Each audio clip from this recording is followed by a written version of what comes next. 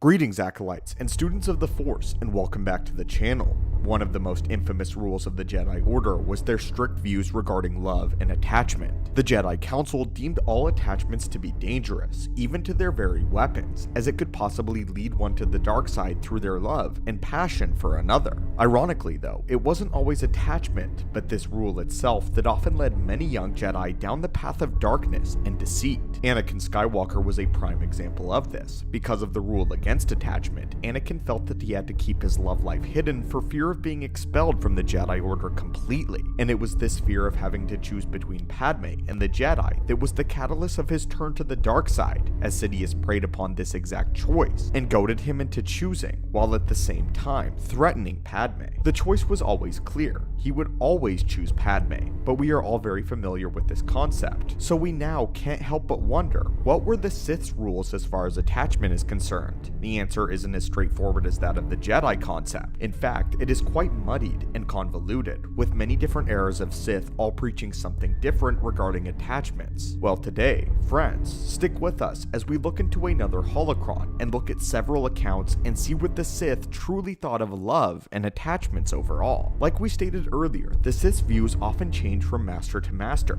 There were many Sith who did indeed have relationships, and some Sith who believed that relationships were nothing more than a glamorous chain. The simple answer is that it was a case-by-case basis that heavily depended on the views of the individual Sith in question. This is all very much in line with everything we already knew about the Sith, who are all very individualistic by nature, who all believe that their own rule is law. But let's break it down a little further. There were often three schools of thought when it came to the dark side attachment. The first one was relatively common, especially amongst the more indulgent Sith. These Sith were sort of middle of the road. They didn't treat love as it was, and usually indulged the raw, carnal passion that they felt for another being. Using lust, they fueled the dark side and allowed their cravings to give them power. This is the version of Sith that will find great pleasure in wearing expensive clothes and bright jewelry, as well as surrounding themselves in a lavish lifestyle in order to feed off of the jealousy and loathing for those around them. In truth, these Sith didn't care for their lovers or companions on a personal level, but mostly drew power from what the lover could offer them. A good example of this would be Darth Zana, who had a very similar relationship with a young Twi'lek resistance fighter that she had been tasked with manipulating. Zana had actually grown to care somewhat for the male and kept it a secret from Darth Bane, who would never have approved of the relationship.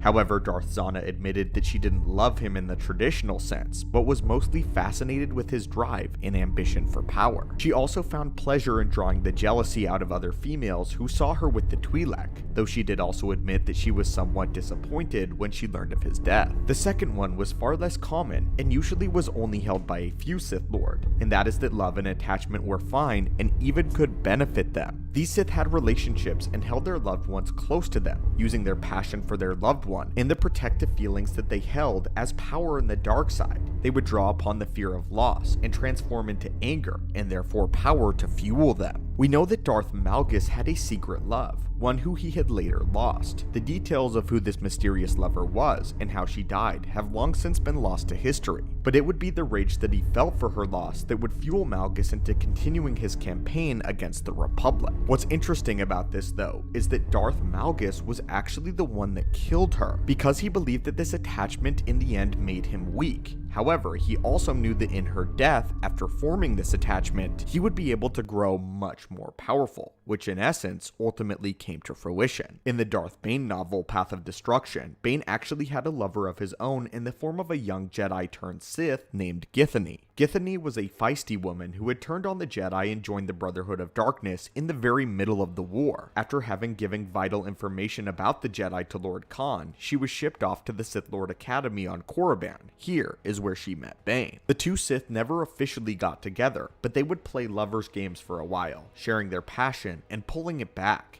Githany several times would use Bane's infatuation with her to her advantage. At one point, she even attempted to kill him with a deadly toxin, and it nearly succeeded. From this, Bane would learn a valuable lesson that would drive him to take on the third school of thought that the Sith would adopt. On the other end of the extreme, we have the Sith that abhorred love and attachment just as the Jedi did, but perhaps even more aggressively. These Sith Lords, like Bane, would carry codes about attachment that were even stricter than that of the Jedi Code. If they discovered that their apprentices had a lover, then they would either kill the lover or force their apprentice to do it themselves. These Sith hated attachment and saw it as utter weakness. The entire way of the dark side was freedom from bondage. The very last line of the Sith code goes as follows: "Through victory, my chains are broken. The Force shall free me." A great many Sith felt as though their entire lives were spent in bondage and weren't too soon ready to be shackled themselves to another, especially a common being in the galaxy. Loved ones can be turned against them and used as a weapon.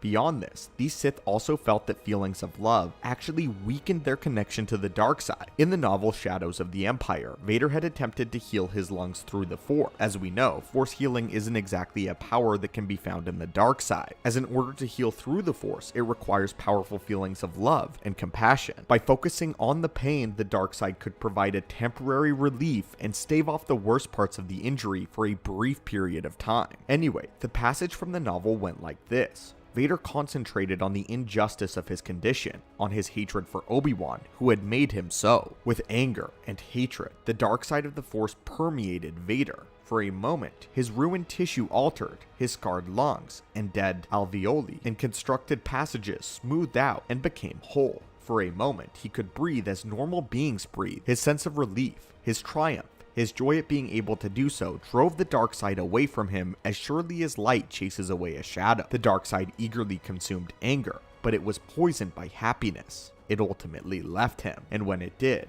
he could breathe no longer. Happiness and joy corrupted the dark side, just as rage and hatred poisoned the light. In his moment of elation, Vader lost his connection to the dark side, and thus, the healing that he had accomplished was ultimately reversed. Despite these seemingly vast variations in thought processes regarding attachment, there is one thing that binds all the Sith together. When it really came down to it, the dark side came first. Whether they chose to reject attachment, give into it, or use it to their own advantage, it was all mostly in service to the dark side, and if they were forced to choose, 9 times out of 10, they will choose power over love.